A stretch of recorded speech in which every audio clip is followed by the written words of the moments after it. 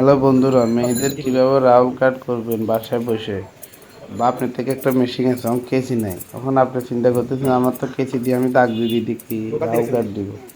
আসলে মেশিন থাকলে অনেক কিছু করা সম্ভব। আপনি চাইলে মেশিনটার অ্যাঙ্গেলে করেও কী করতে পারতেন, এই কাটিংটা দিয়ে দিতে পারতেন। শুধু রাউন্ডটা না কাটে, শুধু মেশিন দিয়ে দিয়ে দিয়ে দিয়ে এভাবে করে এভাবে করে আপনি চাইলে চতুর্পাশে করি সুন্দর করে কী করতে পারেন।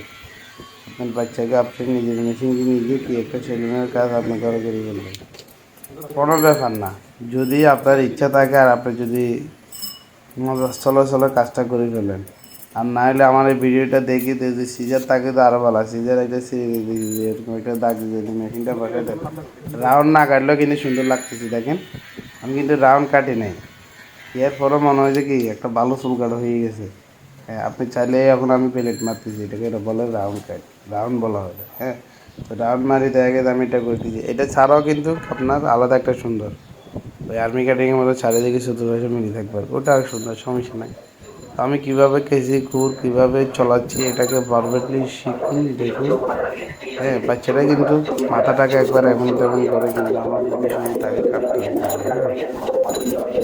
তো আশা করি আপনারা শিখে যাবেন, কথা দিলাম। অনেক কিছু শিখে যাবেন এখান থেকে।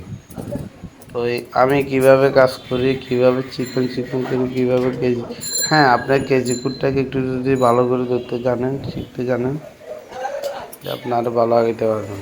হুম, আমাদের অনেক আশেপাশের মানুষ অনেক কিছু জানে না। এই যে মনে করেন বাচ্চারা লড়তেছে, তারপরে আমি কি বিরক্তি দেখাচ্ছি না, সে যেভাবে লড়ে আমি বুঝে শুনি তাকে ওভাবে কাটতেছি। কারণ আমার এমন বাচ্চা আছে, ওর গেড়ি ব্যথা হয়ে যাবে, বা ওর মতো আমি যদি সাবি সুবি কাজ করি তারও এটা বিরক্ত লাগবে, সে কান্নাকাটি করবে।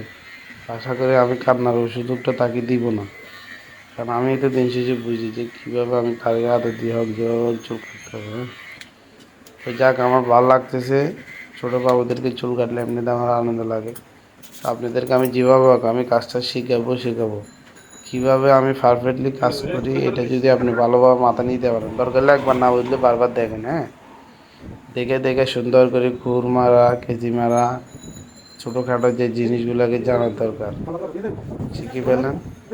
অবশ্য কথা দিলাম, আপনি আপনার বাসায় থাকি আপনার বাচ্চাকে আপনি খুব সারা চুল কাটিয়ে দিতে পারেন, কোনো ব্যাপার না।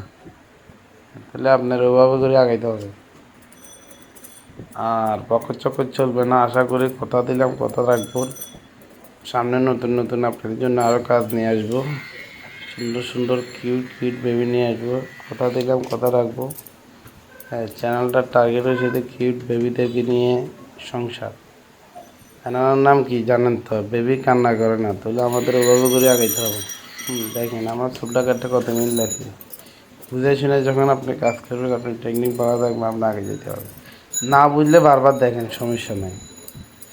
নতুন নতুন ভিডিও নিয়ে আমি আপনাদের কাছে আসবো। নতুন নতুন বাবু, কিউট কিউট বাবু যারা আছে তাদেরকে কীভাবে চুল কাটতে হবে হাতের দিয়ে, কীভাবে নতুন করে কীভাবে তাদেরকে সুন্দর দেখাইতে হয়। আমি এই যে মনে করেন আমার কাজটা শেষ, আমি মুসলিম আসছি, এখন তাকে পরিপাটি করে তুমি সে খুশি, আমি নিজেও খুশি। হুম, তো এই বন্ধুরা আপনারা যারা আছেন, এই যে মনে করেন টুকটাক আমি পানি মারি, আবার আসলে ছুটি দেখতেছি কোথাও কোনো সমস্যা আছে কিনা, আমার গালে দাড়ির মতন ফসল উঠে যেগুলোকে মেশিন মারতেছি। এই যে মনে করেন তাকে এখন আমার গেড়ি দিয়ে ফসল মারতে, এগুলোকে একটু পরিপাটি, অনেকে এগুলো চেক করে না।